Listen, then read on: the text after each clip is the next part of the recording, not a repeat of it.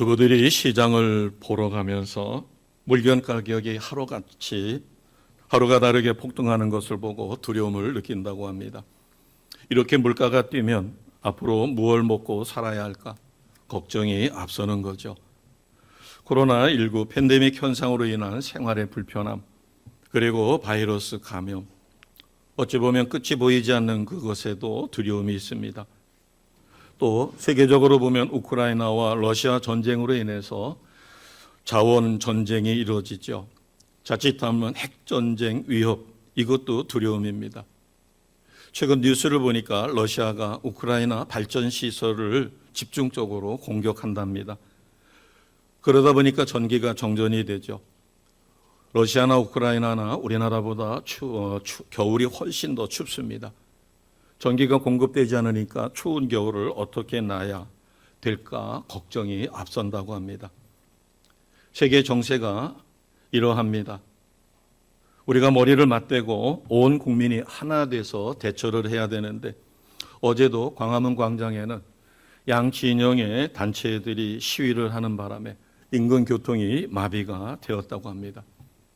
실타래처럼 얽히고 설킨 이러한 현실, 우리가 어떻게 풀어가야 할까? 오늘 본문 말씀은 예수님께서 인류를 대속하시기 위하여 십자가에 죽으시기 바로 전날 밤입니다.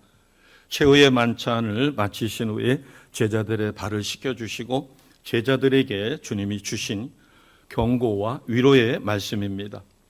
왜 이 말씀을 주셨을까? 1절에 보면 너희로 실족하지 않게 하려 함이라. 왜냐하면 제자들이 예수님이 십자가에서 죽으시고 부활 승천하신 다음에 홀로 남겨지게 되면 그들이 앞으로 닥칠 환난과 고난으로 인해서 제자들은 굉장한 어려움을 겪게 될 것이고, 심한 경우에는 배교할까 우려돼서 주신 말씀입니다. 제자들이 예수님과 함께 있었을 때는 제자들을 공격하기보다는 예수님을 직접 공격하셨어요.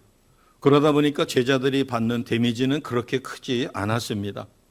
또 예수님께서 직접 방패가 돼서 막아주셨기 때문이에요. 그러나 우리가 간과할 수 없는 것은 그때 당시에 제자들이 겪었던 환난이나 고난이 지금 우리가 겪고 있는 어려움과는 비교가 되지 않을 정도로 훨씬 크다는 겁니다. 그런데 이제 예수님께서는 그런 제자들을 남겨두고 하나님 곁으로, 성부 하나님 곁으로 갑니다. 이 세상에는 제자들만 남겨지게 되겠죠. 예수님이 막아주시고 예수님이 극복시켜 주었던 환난과 핍박이 제자들에게 직접 가해지니 제자들은 아직 연약한 상황에서 이것을 감당하기가 쉽지 않았을 것입니다. 그래서 1절에 보면 이것을 너희에게 가르쳐 주는 것은 너희가 실족하지 않게 하려는 것이다.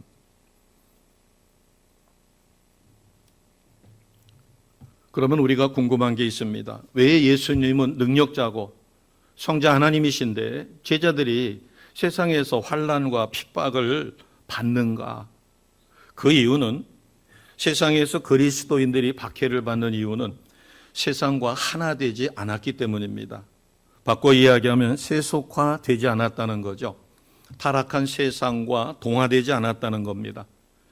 지금 이 요한복음 이 말씀의 배경은 대다수의 많은 사람들은 유대교를 믿고 있어요. 모세의 전통을 중요시합니다. 그러나 제자들은 예수님을 믿는 것이에요. 유대교가 아니라 예수님을 믿음으로 인하여. 그래서 2절의 끝부분을 보게 되면 예수 믿는 제자들을 자신들의 모임에서 출교를 시키고 심지어는 죽이고 이러는 일이 하나님 앞에 충성하는 일이라고 생각하기 때문에 자신들과 다른 예수님의 제자를 핍박하는 것입니다. 세상과 그리스도는 본질이 다릅니다. 우리도 세상을 살아가면서 내가 진실하고 본이 되고 남에게 손해를 끼치지 않고 본이 되는 삶을 살고 있는데도 교회가 공격을 당하고 성도가 공격을 당할 수 있어요. 그것은 그리스도는 의요, 세상은 불의이기 때문입니다. 이것을 바울은 고린도 후서 6장 14절에서 16절에 정확하게 우리에게 가르쳐 줍니다. PPT에 준비되어 있습니다. 우리가 같이 선포하겠습니다. 너희는 믿지 않는 자와 멍에를 함께 매지 말라.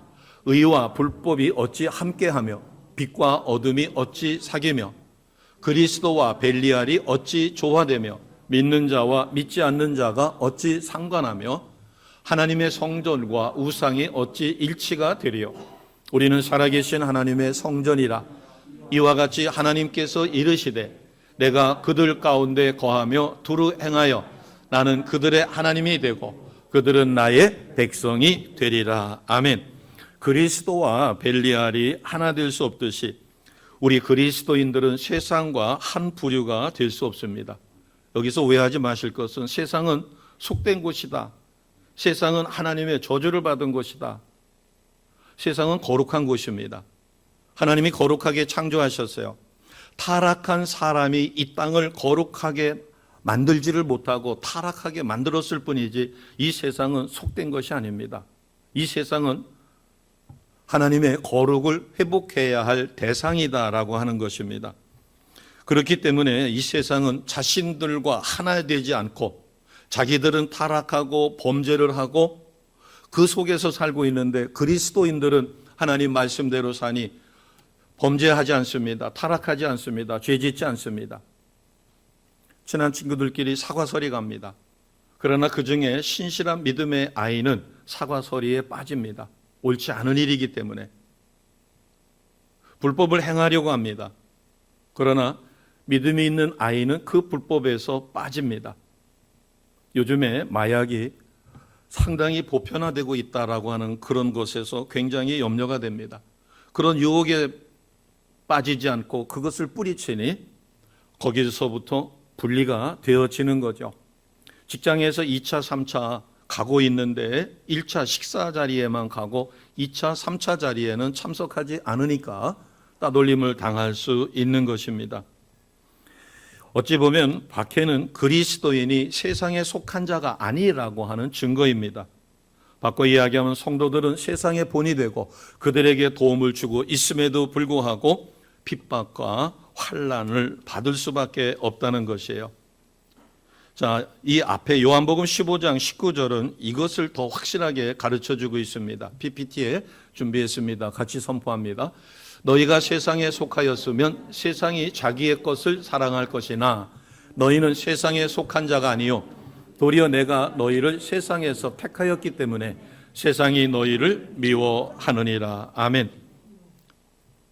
우리가 세상과 하나 되지 않았기 때문에 그래서 유대교를 믿는 그들이 유대교를 믿다가 예수교로 예수님을 믿는 것으로 전환이 일어나게 되자 그들을 핍박하는 것처럼 그러나 두 번째 이유도 있습니다.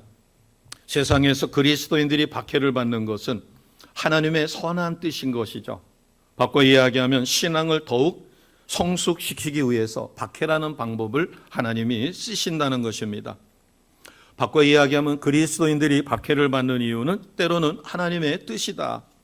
그래서 고난이 우리에게 나의 신앙에 유익이 될 때가 있는 것입니다. 세상의 어떤 종교도 고통스러운 거, 고난을 축복으로 여기지 않지만 유독 기독교만은 하나님이 그 고난을 통하여 나를 크게 변화시키고 내 신앙을 온전히 세워 축복의 자리로 인도하시기 때문에 기독교만이 고난을 때로는 축복이라고 이야기합니다. 왜냐하면 하나님의 뜻은 로마서 8장 28절 말씀처럼 모든 것이 합력하여 선을 이루기 때문에 때로는 내가 겪고 있는 고난, 내가 겪고 있는 핍박, 그리고 박해가 나에게 신앙적인 유익이 됩니다. 한 예를 들어드리면 초대교회 예루살렘의 신실한 믿음의 성도들이 잘 뭉쳐서 아주 행복한 믿음의 삶을 살고 있었어요. 하나님은 그들끼리만 복음을 전하고 그들끼리만 누리는 것을 원한 게 아니라 그들이 복음을 다른 곳에도 전해야 되는데 여기가 좋사오니 그래서 똘똘 뭉쳐 복음을 전하려 하지 않습니다. 이런 경우도 있습니다. 비슷한 예죠. 목사님 이번에 편성된 목장 식구들이 너무 좋아요. 그러니까 이 목장을 흩지 마세요. 우리는 성도들과도 새로운 성도들과도 만나서 서로 사랑의 교제가 이루어져야 합니다. 초대교회가 예루살렘에 있는 성도들이 흩어질 생각을 하지 않고 그들끼리 똘똘 뭉쳐 복음 전도를 소홀히 할 때 하나님은 이방인들 중에서도 특히 선한 백성을 핍박하는 로마 황제를 통하여 무서운 핍박이 그 땅에 오게 합니다. 그래서 신앙을 지키기 위해서는 야밤도주를 하든지 아니면 배교를 할 수밖에 없는 상황. 그래서 그들은 신앙을 지키기 위하여 정든 땅, 정든 고향을 떠날 수밖에 없었어요. 이것을 디아스포라라고 선교학에서는 이야기합니다. 하나님은 그들을 흩으셨어요. 왜냐하면 그들이 흩어져야 복음이 온 세상에 선포되기 때문에 그렇습니다. 그래서 초대교회 성도들이 흩어질 때 복음은 그들이 가는 곳마다 확산되기 시작했어요. 복음의 불이 예루살렘을 떠나 전 세계로 확산되게 하기 위하여 하나님은 로마 황제를 써서 하나님의 거룩한 백성들을 강제로 흩어지게 만들었어요. 이것을 고통의 입장에서는 박해죠. 어마어마한 박해입니다. 그러나 이러한 박해가 때로는 하나님이 내 신앙을 더욱 높이기 위하여 쓰시는 하나님의 교육 방법의 한 방편이기도 합니다. 그러면 이런 박해는 오늘 본문에 어떻게 나타났는가? 2절을 보겠습니다. 2절을 보면 사람들이 너희를 출교할 것이다. 출교라고 하는 것은 유대인의 모임인 회당에서 내쫓는 겁니다. 그들의 사회 속에서 내쫓김을 당하는 것이에요. 지금은 그렇지 않습니다. 시골에도 뭐 상점이 있고 슈퍼가 있고, 그러나 저희들이 어린 시절만 해도 시골에는 구멍가게밖에 없었죠. 그래서 동네 사람들끼리 내가 상추가 많으면 저 사람은 가지가 있으면 서로 상추를 갖다 주고 가지를 갖다가 서로 나눠서 먹습니다. 그런데 미운털이 바뀌면 동네에서 이러한 물물 교환이 이루어지지 않아요. 즉 유대인들에게 출교를 당한다라고 하는 것은 식량을 구할 수도 없을 뿐만 아니라 직장을 쫓겨나는 거예요. 생계 유지가 막막합니다. 이 출교는 어마어마한 거죠. 철저하게 소외되고 도외시 당합니다. 예수를 믿는다는 이유만으로, 유대교가 아니라 예수를 믿는 이유 하나만으로 가족으로부터, 직장으로부터, 일가 친척으로부터, 그 사회 조직으로부터 배척을 당하는 것입니다. 역사적으로 자신의 신앙을 지킬 수 없어 유럽에서는 도저히 순수한 믿음의 삶을 살 수 없어 목숨을 걸고 메이플라워라고 하는 5월의 꽃이라고 하는 그 배를 타고 대서양을 건너 신대륙으로 넘어가 그곳에 정착하여 오늘 미국의 신앙의 토대를 이룬 사람들이 청교도입니다. 세상으로부터 출교는 하나님의 나라 입국을 의미하죠. 박해의 모습은 이것으로 끝나는 게 아닙니다. 2절을 더 보겠습니다. 때가 이르면 무릇 너희를 죽이는 자가, 예수 믿는 성도를 죽입니다. 순교죠. 제자들은 거의 다 순교의 일생을 마쳤습니다. 이 순교의 거룩한 피는 교회의 씨앗이 되었고 그들의 거룩한 순교는 오늘날 복음이 우리에게까지 전파되는 놀라운 능력이 되었습니다. 미래를 내다볼 줄 아는 성도는 성령의 깨우침에 순종하여 자기 앞가림을 하는 것입니다. 자기 앞을 내다볼 줄 아는 사람이에요. 하나님께서는 오직 믿음 생활을 하는 이유만으로 핍박과 환난을 받는 성도를 위로하시고 성령으로 기름 부으시며 그 시대에 열린 눈을 갖고 있기 때문에 그를 택하여 용사로 쓰십니다. 그러기 위해서 어떻게 하셨는가? 7절입니다. 자, 7절 같이 합니다. 시작. 그러나 내가 너희에게 실상을 말하노니 내가 떠나가는 것이 너희에게 유익이라. 내가 떠나가지 아니하면 보혜사가 너희에게로 오시지 아니할 것이요 가면 내가 그를 너희에게로 보내리니. 아멘. 성령을 보내주시는 것입니다. 그러면 성령께서 와서 어떤 일을 하시는가? 8절에 보니까 죄에 대하여, 의에 대하여, 심판에 대하여 세상을 책망하신다는 겁니다. 여기서 책망이라고 하는 것은 꾸짖는 것도 있지만 바른 것을 가르쳐 주시는 거죠. 우리가 세상만 바라보고 영원한 본향이 있고 우리는 나그네 삶을 잊어버리고 이 세상에 푹 빠져 있을 때 주님께서는 나를 깨우쳐 주시는 것이에요. 누가 미래를 내다볼 줄 아는 성령 충만한 사람일까? 그것은 성령께서 내게 하시는 말씀에 귀를 기울이는 겁니다. 귀를 기울이다는 것은 말씀을 통하여 깨닫는 것이에요. 깨닫고 돌아서는 것입니다. 변화하는 것이에요. 온전한 믿음을 갖지 못한 이가 예배에 참석해서 말씀에 도전을 받으면 이제 온전한 믿음의 삶으로 변화가 일어나는 거죠. 그래서 말씀과 기도로 성결한 삶을 살아 하나님 기뻐하시는 삶을 사는 것입니다. 그리고 성령께서 주시는 지혜로 미래를 내다볼 줄 아는 영안이 열린 사람이에요. 그러면 미래를 내다보고 준비해서 상급을 예비하고 마지막 때 후회하지 않을 그런 삶을 사는 성령 충만한 성도의 모습은 어떤 것일까? 8절 말씀을 보겠습니다. 먼저 죄에 대해서 책망하신다. 죄에 대해서 책망하신다라고 하는 것은 이 죄는 우리가 생각하는 것보다 히브리 사람들이 생각하는 것은 좀 차원이 다릅니다. 우리는 겉으로 드러나는 저 사람 도둑질했어. 저 사람 나쁜 짓 했어. 이런 것을 우리는 죄라고 합니다. 그러나 히브리 사람들은 화살을 쐈었을 때 그 쏜 화살이 관역에서 벗어나는 것이에요. 바꿔 이야기하면 하나님의 말씀대로 살지 않고 말씀 밖에 살아가는 것이죠. 이 죄를 하마르티아라고 합니다. 쏜 화살이 관역에서 벗어났다. 세상 사람들은 눈에 보이는 관역을 가지고 책망을 합니다. 그러나 성령님은 눈에 보이지 않는 우리 마음속에 잘못된 조준을 책망하는 것이에요. 우리는 나그네 삶입니다. 여기서 죄 그러니까 우리가 어마어마한 것만을 의미할 수 있는데 내가 세상에 빠졌어요. 그래서 좀 더 좋은 집을 갖고 싶고 좋은 차를 가지고 싶고 좋은 음식을 먹고 싶고 좀 더 편안하고 싶어요. 그 자체가 나쁜 것은 아닙니다.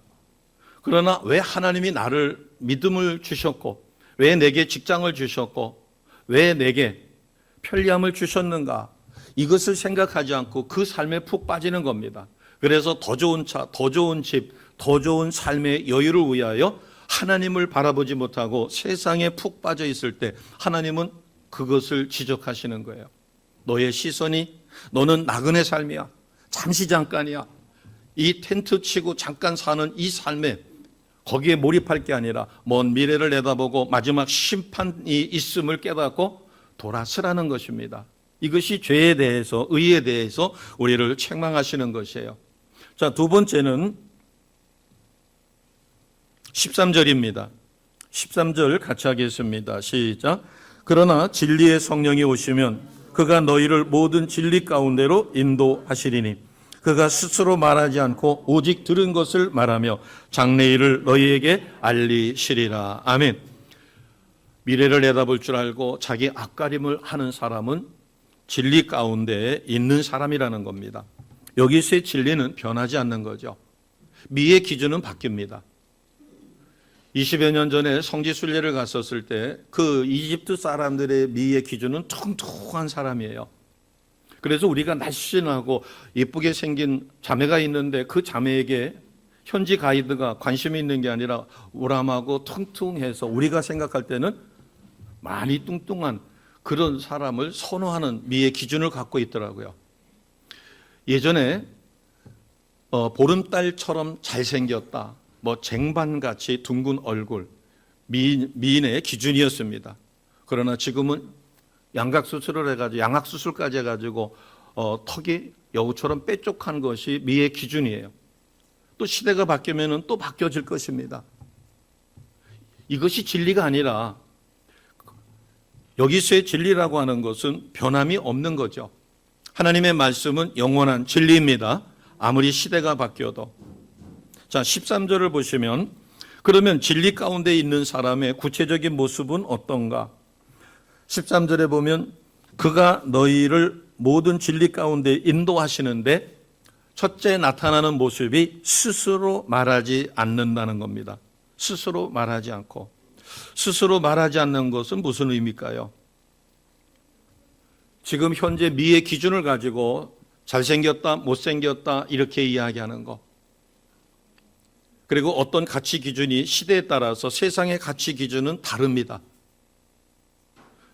제가 청년이었을 때 미의 기준이 아니라 결혼에 제일 중요한 것은 그 사람의 성품이었어요. 그리고 양가 부모님의 그런 가족 환경이었습니다. 돈이 있고 없고가 아니라 그 사람이 어떤 성품을 가졌고 그 다음에 양가가 어우러져서 서로 화목하게 지낼 수 있는가. 한쪽은 너무 어마어마한 부자인데 한쪽은 너무 가난합니다. 이것은 횡재한 게 아니라 생활하다 보면 굉장히 불편하죠. 가진 쪽에서는 문제가 안 되지만 가지지 못한 쪽에서는 항상 주눅이 들어있을 수 있어요. 그러나 요즘에 가정, 결혼의 첫 번째 조건이 재력입니다. 가치 기준이 바뀌었죠. 또 앞으로 어떻게 바뀔지 모릅니다. 크리스찬이 잘못된 인식을 가져가지고 가난하고 불편하게 사는 사람을 하나님 앞에 복받지 못했다라고 이야기하는 것은 비진리를 가지고 진리처럼 이야기하는 것이에요. 이것은 위험한 것입니다. 그래서 진리 가운데 성령의 인도하심을 받는 사람의 모습은 함부로 말하지 않는 사람이다. 왜냐하면 함부로 말을 해서 그 말이 상대방에게 상처가 될 수 있고 심지어는 상대를 죽일 수도 있다는 것이에요. 그래서 내 생각대로가 아니라 말씀 가운데 성령이 주시는 감동으로 하나님의 생각으로 예수님의 생각으로 우리는 행하고 말을 해야 합니다. 아멘. 신앙생활에서 제일 중요한 부분이라고 저는 생각해요. 성도들 간의 갈등 어디서 일어날까요? 생각 없이 불쑥불쑥 하는 말에 누군가는 상처를 받고 심지어 그렇게 이야기한 본인은 깨닫지 못하는 것이에요. 그것이 상대방에게 얼마나 큰 데미지를 주고 있는가. 그래서 성경에 보면 야고보서의 언어를 조심스럽게 사용하는 것은 성령 충만한 사람이다. 그래서 신앙생활은 훈련의 연속입니다. 특히 언어 훈련을 우리가 받아야 합니다. 백화점 상품권에 당선된 친구에게 무심코 그렇게 이야기할 수 있습니다. 야, 너 땡 잡았다. 땡 잡았다는 것은 비속어죠. 도리직구땡이라든가 그 화투를 가지고 했었을 때 뭔가 그 땡 잡았다라고 하는 것이 본인도 모르게 쓰는 겁니다. 물론 요즘엔 대박이라는 표현이 그냥 보편화돼서 씁니다. 처음에 대박 이럴 때는 굉장히 귀에 거슬리게 들렸지만 지금은 보편화되고 있습니다. 나이가 몇 살이냐고 이야기할 때 나 54년 말띠요 이렇게 이야기하는데 띠를 이야기하는 것도 비성서적입니다. 세시풍속이죠. 우리가 예배 시작 전에 할 이야기가 있으면 옆 사람에게 방해가 안 되게 조용조용 이야기를 한다든가 아니면 잠깐 밖에 나가서 이야기를 하고 오는 것은 예배를 다른 사람이 묵상하며 은혜를 받을 준비하는 것을 방해하지 않습니다. 심지어는 예배 중에 휴대폰을 진동이나 꺼놓지를 않아가지고 벨소리가 울려 다른 사람에게 방해가 되죠. 음악회에 가가지고 벨이 울리는 것은 큰 결례라고 생각합니다. 그러나 예배 시간에 벨이 울리는 것은 큰 결례라고 생각 안 하는 것은 그것은 완전히 잘못된 거죠. 음악회보다도 예배는 하나님 앞에 드리는 거기 때문에 더 거룩하고 더 은혜로운 예배 시간이 되어야 할 것입니다. 진리 가운데 있는 사람은 두 번째로 하나님의 음성을 듣습니다. 자, 13절을 다시 보겠습니다. 첫 번째가 함부로 말하지 않는 것이고 두 번째는 오직 무엇을 말하는 것이에요? 13절에 보겠습니다. 첫 번째는 그가 스스로 말하지 않고 두 번째는 오직 들은 것을 말한다. 들은 것을 말한다는 것은 성령도 성부 하나님으로부터 들은 것을 말하는데 내가 누군가에게 하나님의 말을 할 때는 성령의 감동을 받아 하나님의 말씀을 전해야 합니다. 그러기 위해서는 들을 줄을 알아야 되죠. 하나님의 음성을 들어야 된다는 것입니다. 우리는 하나님의 음성을 듣는다는 게 어떤 예언이라든가 이런 것만을 생각하는데 내게 교훈이 되는 겁니다. 설교 말씀을 통하여 내게 하나님께서 친히 그 말씀을 통하여 내게 은혜를 주십니다. 그 은혜의 말씀을 내가 들어야만 나는 행복할 수 있어요. 설교 말씀이 잘못된 것만을 지적해 주는 것이 아니라 내게 큰 위로가 됩니다. 오늘 일부 예배 때 어떤 분을 위해서 기도를 해드렸어요. 또 갑자기 예고치 않았었는데 누군가가 기도를 해달라고 할 때 기도를 하다 보면 성령께서 강력하게 기름 부으심이 있습니다. 피부로 느끼죠. 온몸이 뜨겁습니다. 저만 뜨거운 게 아니라 상대방도. 그럴 때는 거의 10중 8구는 그가 어마어마한 감동을 받고 치료받는 것뿐만 아니라 원하는 것을 기도받는 것만이 아니라 성령께서 이미 그의 마음을 어루만졌고 그에게 저는 단지 성령의 감동으로 기도했을 뿐인데 그가 들을 때는 하나님의 음성으로 필요한 것으로 들려집니다. 그러니까 뭉클한 감동 속에 때로는 눈물이 번복되어 하나님 앞에 감사하게 됩니다.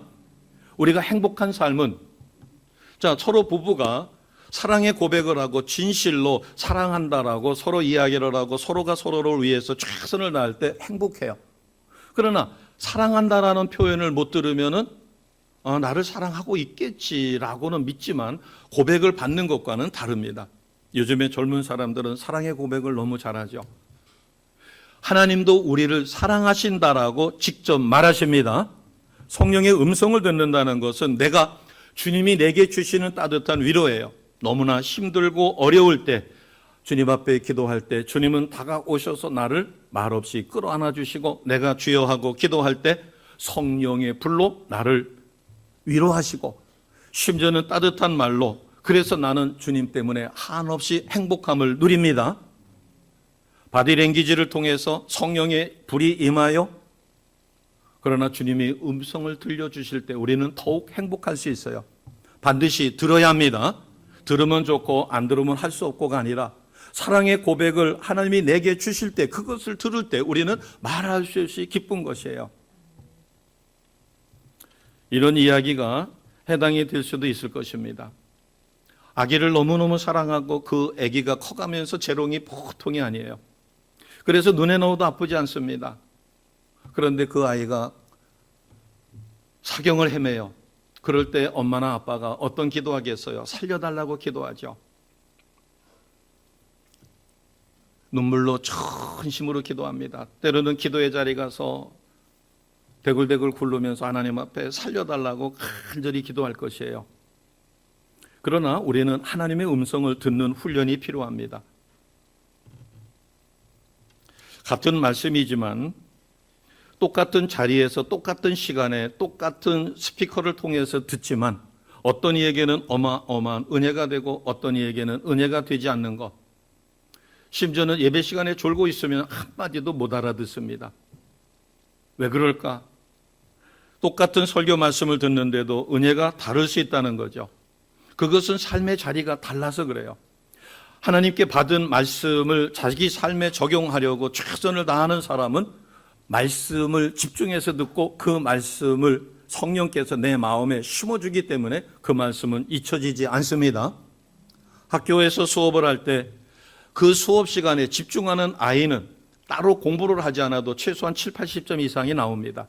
왜냐하면 그 시간에 가르쳐 준 것 중에서 중요한 것을 나중에 추려 그것만 집중적으로 공부해도 그러나 평상시에 수업에 집중하지 않습니다. 수업 시간에 장난하느라고 딴짓합니다. 그러면 무엇을 공부했는지 모르니까 막상 시험 때가 되면 뭘 공부해야 될지 막막한 거예요. 그러나 평소에 집중해서 수업 시간에 잘 듣는 아이는 범위가 넓지 않습니다. 중요한 것이 무엇인가를 알고 나머지 중요하지 않은 것은 대충 한번 훑어봐도 거의 8, 90점 이상이 나오죠. 고득점이 가능합니다. 하나님의 말씀도 마찬가지예요. 같은 말씀이지만 이 말씀을 통해서 내게 어떤 말씀을 주시는가, 무엇을 생각나게 하게 하는가, 내가 분별해서 내려놔야 될 것은 무엇이고 고쳐야 될 것은 무엇인가 집중해서 듣게 만듭니다. 우리는 듣는 훈련이 필요한 것이에요. 애기 엄마가 아기를 살려달라고 전심으로 기도할 때는 주님의 음성을 못 듣습니다. 얼마나 간절하게 기도했는지 나중에는 진이 다 빠져요. 그래서 더 이상 이제 울 기운도 없고 더 이상 소리칠 기운도 없고 더 이상 떼쓸 기운도 없어요. 그렇게 해서 힘이 모두 빠져나갔을 때 그때 주님은 찾아오셔요. 이미 찾아오셨지만 내가 떼쓰느라고 주님의 음성을 못 들은 거예요. 내가 용쓰느라고 주님의 따뜻함을 못 느낀 거예요. 나의 것을 내려놓고 내가 도저히 어쩔 수 없을 때 주님이 찾아오셔서 위로해 주십니다. 그때 어떤 현상이 일어날까요? 주님 뜻을 찾게 되고 만약에 이 아이를 주님이 데려가신다면 도저히 상상할 수 없지만, 그러나 내 뜻이 아니라 주님의 뜻이기 때문에 이 아이를 데려간다 하시더라도 그것을 감당할 수 있는 힘을 달라고 최종적으로 모든 것을 내려놓고 내 힘을 빼고 주님 앞에 진실로 기도합니다. 그러나 그 마음은 너무 아프죠. 그러나 그 아픈 마음을 주님이 위로해 주실 때 놀라운 기적이 일어날 수 있습니다. 주님이 데려갈 수도 있고 기적처럼 그때 그 상황에서 아이가 회복되어 엄마 품에 안깁니다. 주님의 음성을 우리가 들을 때, 나의 모든 것을 내려놨을 때 주님이 위로해 주시고 담대함을 주시며 그때를 계기로 해서 아이가 소생하는 모습을 보고 하나님을 믿는 것이 어떤 것인가를 체험하게 되고 하나님의 음성을 듣는 것이 어떤 것인가를 우리가 체험하게 되어집니다. 성경에도 엘리야가 호렙산에 이르렀을 때 그는 갈멜산에서 바알 아세라 선지자 무려 850명과 혼자 대결해서 영적 싸움에 승리했고 그들을 모두 도륙합니다. 그 정도 했으면 이제 세상이 바뀔 줄 알았고 왕과 왕비도 바뀔 줄 알았지만 안 바뀌었어요. 그래서 낙심하여 죽기를 간하지만 하나님께서는 그를 40일 주야로 먹이고 재우고 기력을 회복해서 호렙으로 부르십니다. 그곳에서 놀라운 역사가 일어나죠. 큰 폭풍이 붑니다. 큰 바람이 순식간에 바위를 부서뜨려요. 그러나 그 속에 주님의 음성은 없었어요. 지진이 일어납니다. 온 땅이 뒤틀려요. 그러나 그 속에도 주님의 말씀은 없었습니다. 열왕기상 19장 말씀입니다. 불이 떨어져요. 천지가 개벽하죠. 그러나 그 속에도 하나님의 말씀은 없었어요. 큰 폭풍, 지진, 그리고 불벼락, 그 후에 하나님의 세미한 음성이 있습니다. 세미한 소리가 들리는 거예요. 우리가 환난과 역경 가운데 큰 폭풍우가 불어닥친 것처럼, 큰 지진이 일어난 것처럼, 불벼락이 떨어진 것처럼 그런 소동 속에서는 주님의 음성을 들을 수 없지만 모든 것을 내려놓고 겸손히 주님 앞에 귀를 기울일 때 우리는 주님의 음성을 듣습니다. 그렇다고 해서 제가 골방기도만이 소중하다라는 의미는 아닙니다. 내가 얼마만큼 침잠하며 주님 앞에 모든 것을 내려놓고 주님 속으로 깊이 들어가는가, 이것이 영성의 깊이입니다. 깊은 영성은 세상이 줄 수 없는 평강이 있고 그 안에 참된 행복이 있고 그리고 주님이 주시는 따뜻한 위로를 누립니다. 그렇게 될 때 나는 신앙생활이 너무 감사한 거예요. 너무 행복한 거예요. 왜? 주님이 나의 모든 것을 아시고 내가 내 것을 내려놓게 만들어 주신 다음에 찾아오셔서 위로해 주기 때문입니다. 자, 진리 속에 거하는 자, 성령 충만하여 내일을 내다보고 앞가림을 할 줄 아는 사람은 어떤 사람인가? 세 번째는 13절 그 다음에 있습니다. 첫 번째는 스스로 말하지 않는 것이요, 두 번째는 오직 들은 것을 말하는 것이며 세 번째는 무엇을 가르쳐 주셨어요? 장래 일을 너희에게 알리시리라. 우리가 나의 시선이 세상으로만 향하는 것이 아니라 하나님께로 향할 때 우리는 이 땅이 잠시 잠깐 나그네 삶이라는 것을 깨닫고 이 땅에 올인하지 않습니다. 그렇다고 해서 직장생활 대충 하지 말라는 거 아니죠. 직장생활도 하나님이 내게 주신 것입니다. 그러나 그것이 전부다는 아니죠. 진리 안에 있는 사람, 성령 충만하여 미래를 내다보고 앞일을 준비할 수 있는 사람은 시선을 주님께로 향하고 마지막 심판의 날 미래를 바라볼 수 있는 것이죠. 진리가 영원한 것이다라고 하는 것을 우리가 안다면 재림 주님 오시는 그때를 바라보고 지금 내가 광야와 같은 세상에 살고 있다 할지라도 이스라엘 백성이 광야 40년 훈련을 거쳐 젖과 꿀이 흐르는 가나안으로 들어간 것처럼 우리는 광야 생활의 참된 의미를 깨닫고 변화되려고 최선을 다할 것입니다. 아멘. 미래를 내다보는 자만이 오늘의 고난에도 하나님의 뜻이 있음을 깨닫고 하나님의 선하심으로 귀결된다는 사실을 알 수 있습니다. 그러기 위해서 우리에게 필요한 것은 무엇일까? 하나님의 말씀에 대한 훈련이 필요합니다. 아까 정훈이가 제가 부탁도 안 했는데 PPT로다가 신앙생활의 모습을 우리가 학습해서 이미 알고 있는 것을 띄워주었더라고요. 우리는 누구를 닮아가는 삶을 살아요? 예수님을 닮아가는 삶입니다.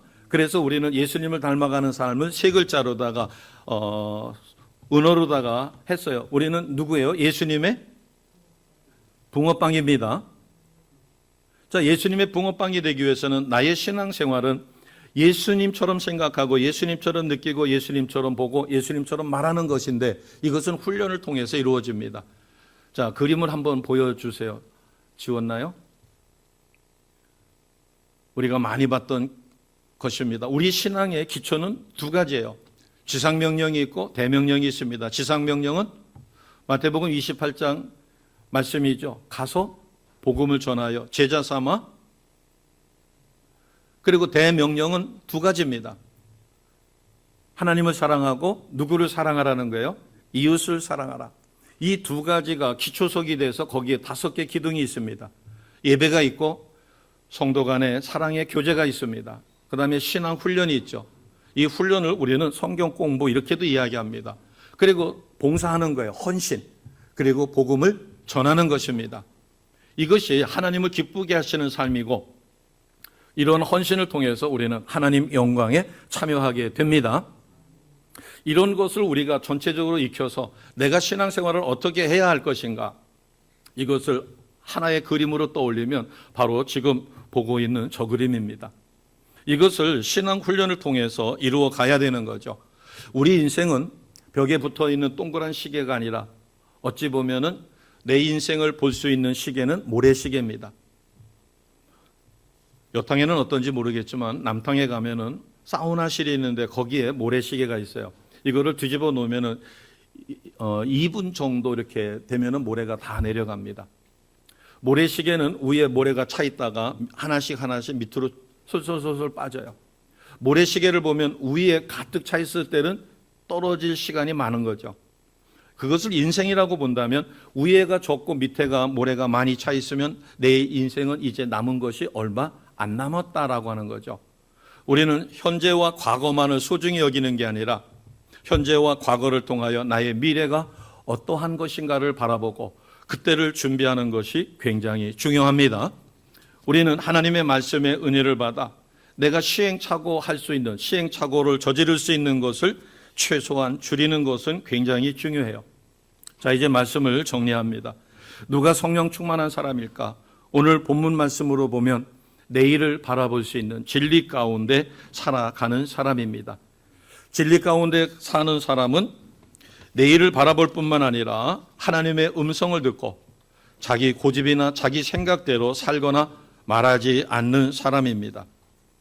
바꿔 이야기하면 성령 충만한 은혜 가운데 나의 과거를 통하여 현재를 알뜰하게, 그리고 미래를 대비하여 후회 없는 삶을 준비하는 것이죠.